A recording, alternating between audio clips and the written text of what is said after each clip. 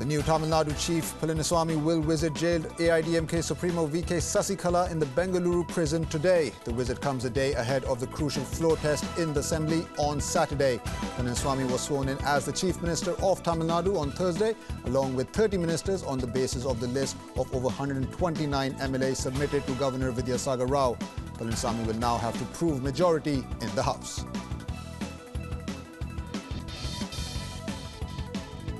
Meanwhile, former Tamil Nadu Chief Minister Paneerselvam said he rests his hope on the conscious vote of the AIDMK MLAs. Paneerselvam has appealed to the MLAs to vote on their consciousness during the floor test on Saturday. Paneerselvam, who was appointed the Chief Minister twice by former party chief Jayalalitha, has suffered a major setback with the swearing in of Palaniswamy as the new Chief Minister.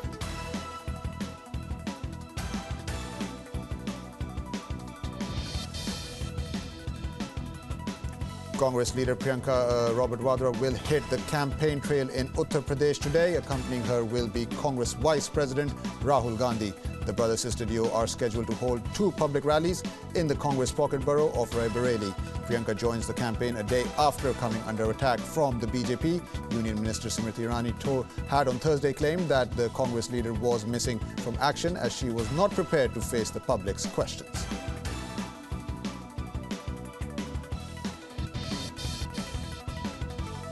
India witnessed the maximum number of bombings in the world in 2016. A new report has claimed that India has surpassed even the war-torn countries of Iraq and Afghanistan in the number of bombings. India saw 406 bomb blasts last year, including IED and ordnance explosive blasts, while Iraq came second with 221 such incidents. The report prepared by National Bomb Data Center also said that Pakistan and Afghanistan saw a total of 161 and 132 bomb blasts respectively.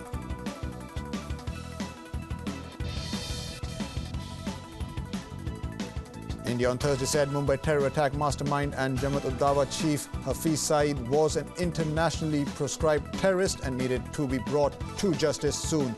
Indian External Affairs Ministry spokesperson Vikas Swarup said India's view of Saeed was well known. Swarup added that Saeed was not only engaged in acts of terrorism in India but also in neighbouring countries. Hafiz Saeed is currently under house arrest in Pakistan. He, along with 37 others, was recently put in Pakistan's exit control list that bars one from travelling out of the country.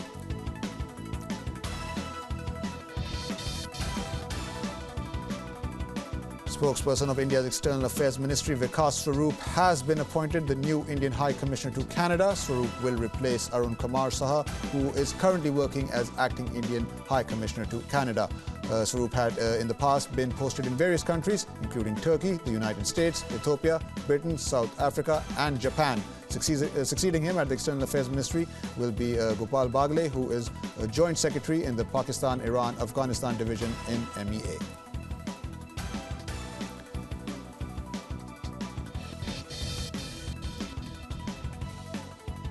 The Patiala House Court on Thursday pronounced its verdict in the 2005 Delhi serial blast. Two of the three accused have been acquitted in the case, while the third accused, Tariq Ahmad Dar, has been found guilty and awarded 10 years imprisonment by the court.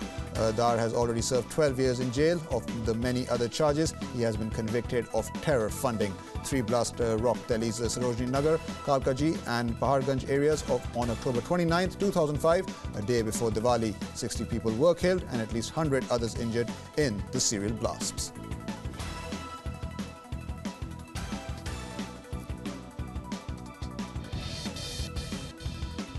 The National Investigation Agency on Thursday told Bombay High Court that the Maharashtra Anti-Terrorism Squad investigation into the Melagone blast was riddled with loopholes. The Bombay High Court was hearing the bail application of Lieutenant Colonel Purohit, an accused in the case. NIA, which is probing the case, said that the ATS theory of terrorism was correct, but the probe was not conducted properly. The 2008 Melagone blast had killed 7 people and injured over 100 others. The NIA is likely to conclude its arguments in the case on Friday.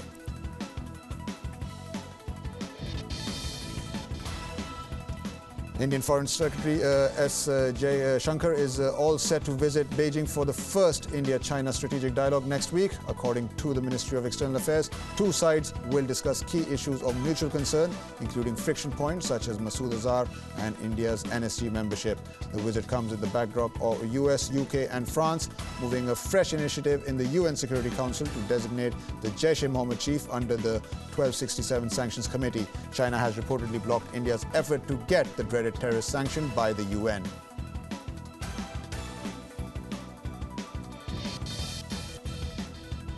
India's iconic hunger striker from Sharmila filed her nomination papers to contest the upcoming assembly elections in Manipur.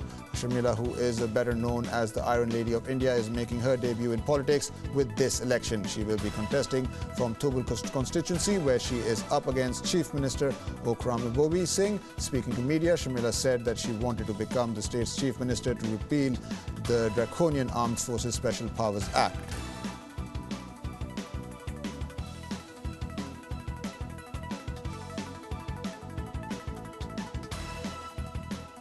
A suspected suicide bomber blew himself up in the Sindh province of Pakistan on Thursday late evening. The explosion killed at least 100 people and injured more than 250. The ISIS claimed responsibility for the attack via its Amaq news agency, saying a suicide bomber had targeted a Shiite gathering at the shrine in Sindh. The Pakistan-Afghanistan borders were sealed by the Pakistan Armed Forces 3 hours after the attack, citing security reasons.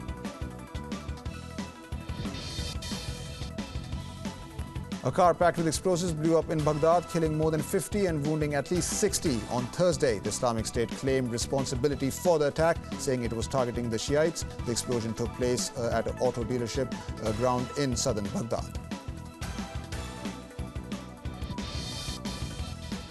The heir of South Korean giant Samsung was arrested on Friday as part of a probe into corruption and influence peddling that caused President Park Geun-hye to be impeached.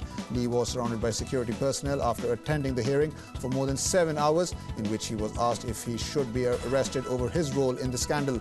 Lee, the son of the Samsung Group boss Lee Kun-hee, will await the court's decision, now which may come early Friday.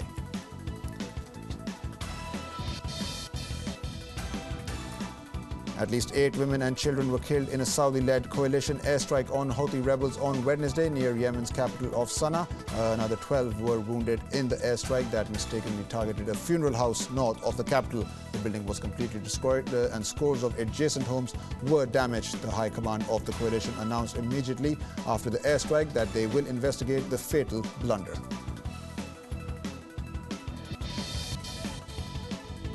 China witnessed a marked increase in H7N9 avian flu cases this year as compared with the same period last year. According to the National Family Planning Commission, 192 H7N9 avian flu cases were reported, claiming 79 lives in January. It was a sharp rise from 106 cases in December last year. Another 69 such cases were reported from February 6th to 12th, with 8 deaths. The health authorities forecast more cases to be reported in the following period.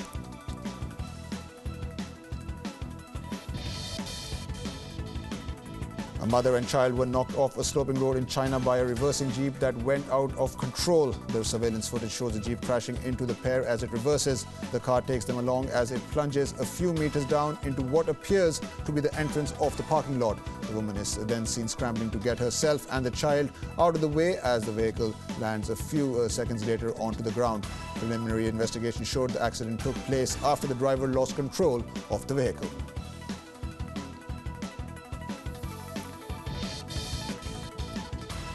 The UAE has unveiled plans to build the first city on Mars by 2117 as the energy-rich country looks to transport people to the red planet over the next few decades. The ruler of the country announced the 100-year national project on which it would collaborate with international organizations and scientific institutes. The announcement was made on the sidelines of the World Government Summit in the presence of representatives of 138 governments, 6 major international organizations, as well as leading international tech companies.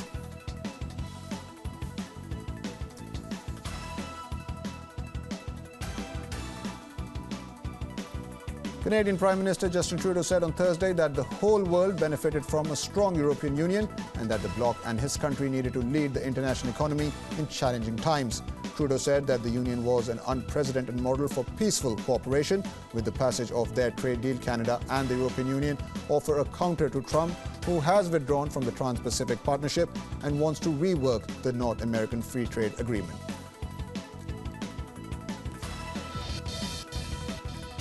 U.S. President Donald Trump's choice for National Security Advisor has reportedly turned down the job offer. Retired Vice Admiral Robert Howard was widely tipped for the post after Michael Flynn resigned. According to the White House, Howard cited family and financial commitments, but some media reports say that the sticking point was that he wanted to bring in his own team.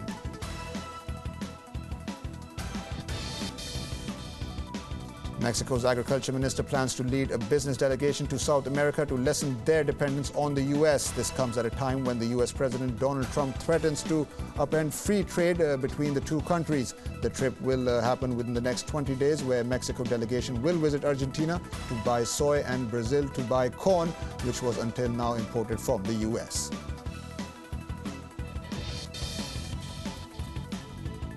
The U.S. President Donald Trump defends his time in office at a press conference held at the White House on Thursday, saying that he has inherited a mess. However, he also said that his administration is running like a fine-tuned machine days after the resignation of his national security advisor. The president also sparred with reporters at the press conference over questions concerning race and minorities.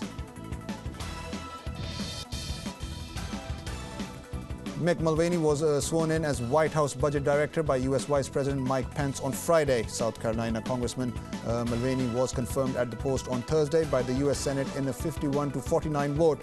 Mulvaney's confirmation promises to accelerate work on Trump's upcoming budget plan, which is overdue.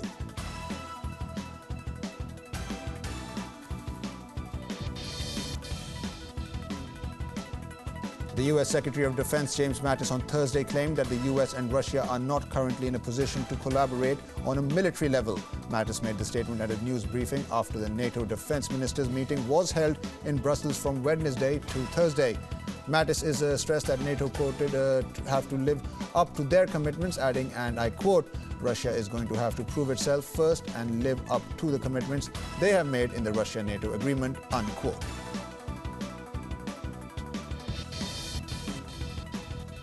U.S. President Donald Trump on Thursday said he will announce a new executive order on immigration next week that will comprehensively protect the U.S. In a news conference at the White House, Trump hinted that it might contain new vetting measures for travelers. His previous executive order temporarily suspending entry of Syrian refugees and people from 7 Muslim-majority countries has been put on hold by the court.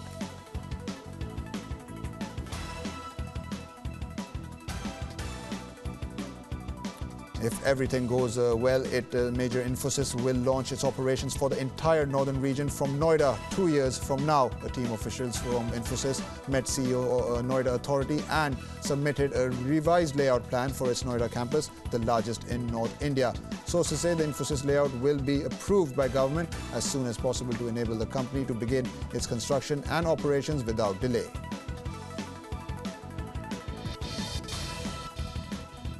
Cellular services, Major Aircel is all set to give pink slips to 700 staff, around 10% of its pan-India staff strength, in its first stage of manpower downsizing amid a huge wave of consolidation that is going to engulf India's telecommunications sector.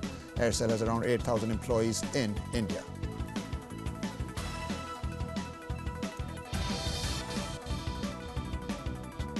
Reliance Jio subscribers made more calls per users than those of any other operator in India during the second half of 2016, while making the shortest calls that lasted less than 30 seconds on an average, according to Truecaller's TrueSight's Q4 report.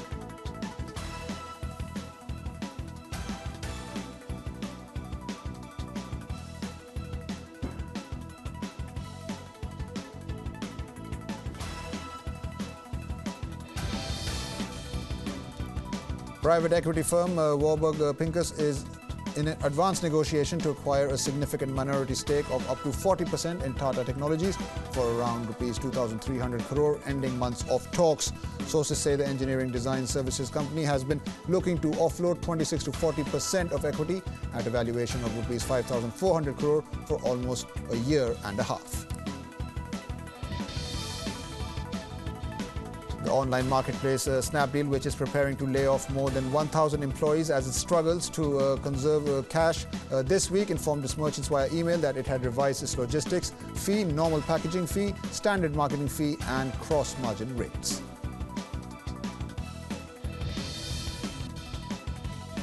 IT sector organisation NASSCOM has unexpectedly postponed issuing a growth projection for the year 2017 to 18, a first in 25 years in the wake of uncertainty due to regulatory changes in the US and the macroeconomic outlook. NASSCOM said the growth for financial year 17 was expected to be 8.6% within the earlier estimate of 8 to 10%, but at the lower end.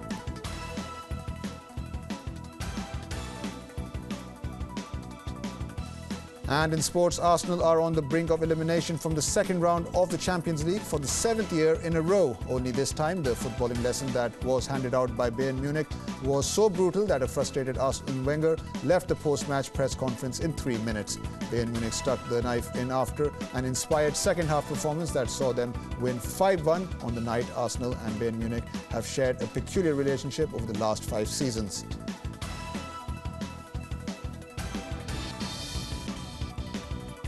And reigning European champions Real Madrid have put one step into the quarterfinals of the Champions League after beating Napoli in the first leg at the Santiago Bernabeu. Zidane's side pressed from the start and were denied an early lead by Pepe Reina in Napoli goal, but they had to come from behind after Lorenzo Insigne had put the visitors ahead with a stunning 40-yard strike past Keylor Navas in the 8th minute. The hosts were level 10 minutes later through Karim Benzema's header.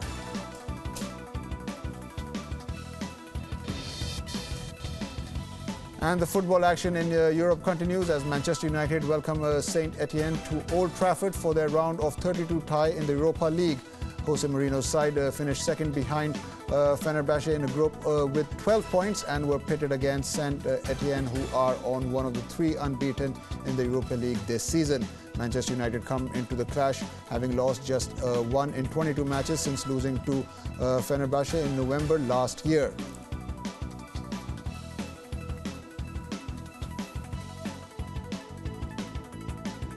Now that the heat of battle is over, Formula One world champion Nico Rosberg hopes that he may eventually end up on good terms with former teammate Lewis Hamilton. Rosberg beat Mercedes teammate Hamilton in the final race of the 2016 F1 season to win his maiden F1 driver's title and shocked everyone by retiring just a few days after his career-defining win. At the Laureus World Sport Award in Monaco on Tuesday, Rosberg was honoured for his achievement by winning the Breakthrough of the Year award.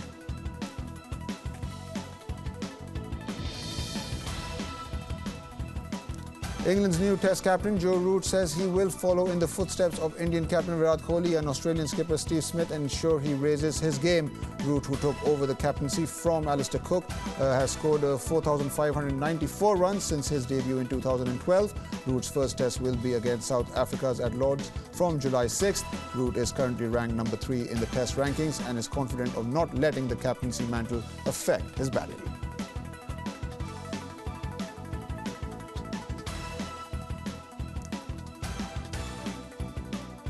Moving on to entertainment, actor-director Mel Gibson is in talks with Warner Bros. To direct the sequel of Suicide Squad. However, no official confirmation has been made by the makers. According to the reports, Gibson is familiarizing himself with the material, but the studio is not being passive and is also looking at the other directors.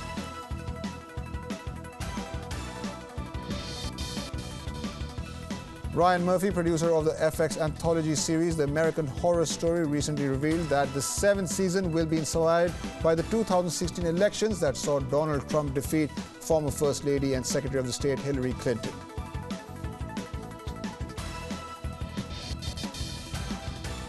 "50 Shades Darker" turned out to be a huge Valentine's Day winner at the box office. The film earned $11 million on Tuesday.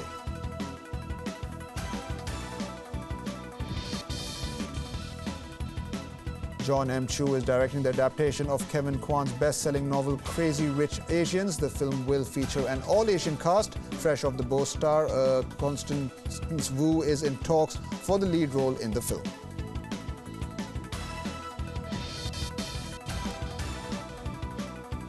Jared Leto will make his feature film directorial debut with Paramount's crime thriller 77. Leto previously helmed the 2012 documentary feature Artifact and the documentary series Great Wide Open, Into the Wild and Beyond the Horizon.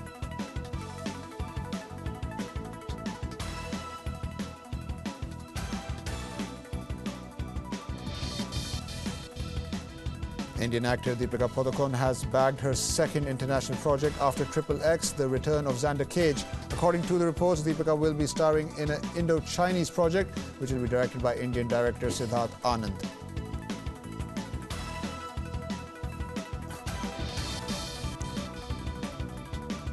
TED Talks, the talk series, is all set to come to India. The series will be hosted by Bollywood actor Shah Rukh Khan and will be called TED Talks India, Nai Soch.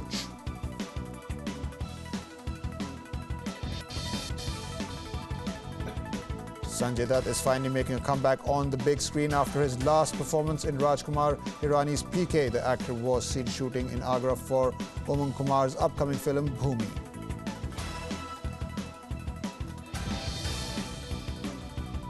Central Board of Film Certification has directed the filmmakers of the upcoming movie Modi Ka Gaon to get a no objection certificate from the Prime Minister's office for using Narendra Modi's name in the movie.